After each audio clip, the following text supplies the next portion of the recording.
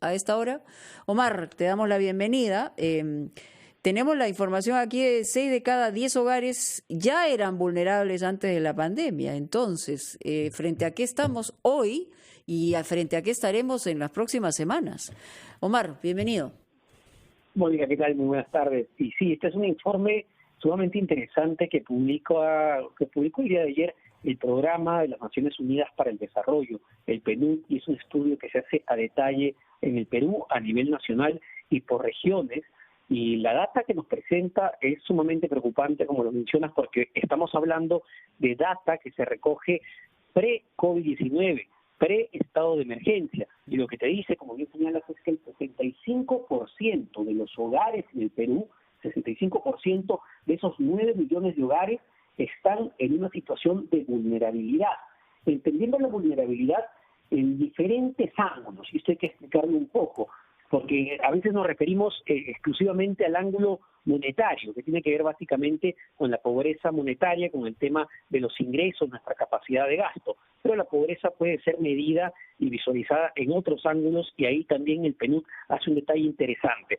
En principio, habla de cinco aspectos, de 5 caras de la vulnerabilidad en el Perú. La primera tiene que ver con la laboral, que implica el tema laboral. No superar, por ejemplo, la remuneración mínima de 930 soles. Esta es una vulnerabilidad ya que enfrentan las familias en el Perú, familias que viven con menos del sueldo mínimo en este momento. Otra vulnerabilidad importante tiene que ver con los ahorros. Realmente las familias peruanas cuentan o contaban con ahorros para enfrentar el COVID-19, y lo que te dice lamentablemente es que un gran porcentaje de familias peruanas no contaban con algún tipo de ahorro para enfrentar. Otra cara importante, la vulnerabilidad alimentaria, que tiene que ver, Mónica, con la cantidad de calorías diarias que consume una persona, que consume una familia, perdón, para poder ser considerado no pobre. Otro tema, la que creo, no sé, creo que son 2.000 calorías sí, aproximadamente, ¿no? Sí.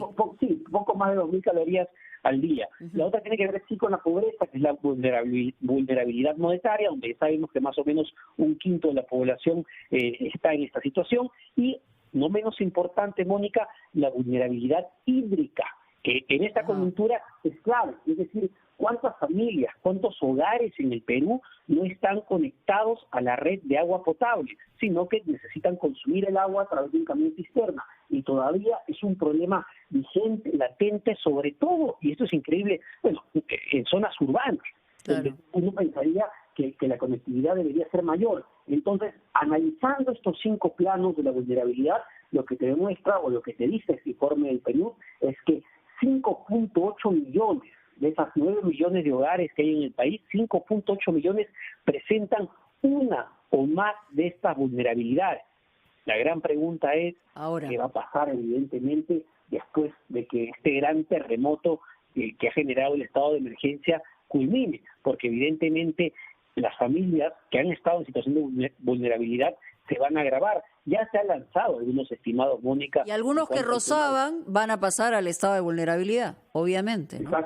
Exacto. Y ya se lanzaban cifras, por ejemplo, en torno al tema de la pobreza. El Mercuba, si no me equivoco, decía el otro día que debido a esta pandemia la pobreza podría incrementarse en 8 puntos, es decir, pasar de 20 y pico a 28%.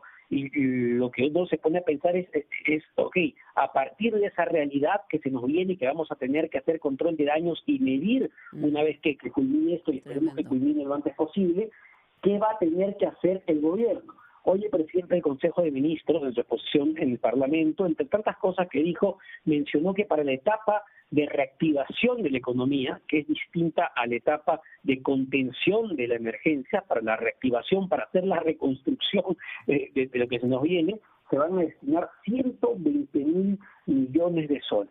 Es lo que dijo. Y también dijo que se están evaluando nuevos subsidios para enfrentar la pandemia. No dio más detalles, pero imagino que esto va a ser muy costoso. Esto va a tener que implicar no solamente incentivar la inversión privada para generar empleo y recuperar la capacidad de ingresos de las familias, sino también de ampliar los programas asistenciales, Pensión 65, Juntos, aquellos programas que de alguna manera pueden ayudar a sobrellevar esta situación.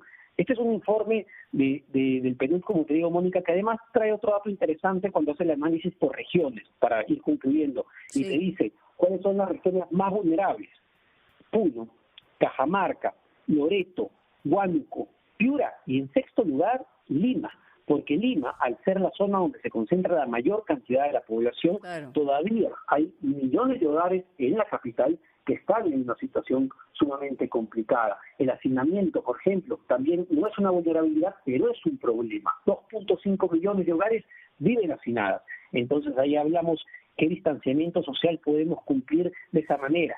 Ese es el Perú pre-COVID. Vamos a ver cuál va a ser el Perú post-COVID. Sí, la verdad me has dejado impresionada con la información. Yo imaginaba, pero los números son absolutamente contundentes. Es decir, estamos hablando de casi 6 millones de hogares que están por debajo de la línea de pobreza con estos factores que nos has mencionado. Que gente que gana menos del sueldo mínimo, que no tiene ningún ahorro, que en el alimento no come para nada ni cerca de 2.000 calorías diarias, que están en el nivel de pobreza y que ni siquiera tienen agua. Entonces, la verdad es una situación que nos debe poner a pensar a todos, porque como hemos dicho en más de una oportunidad, nosotros nos metemos en una burbuja y probablemente no veamos lo que verdaderamente está pasando en el país, y esa es la respuesta que hoy estamos viendo cuando la gente se lanza a la calle como puede, porque de lo contrario no tiene ninguna alternativa, ni siquiera de llevarse un alimento a la boca, ¿no? Gracias, Omar, por esta información.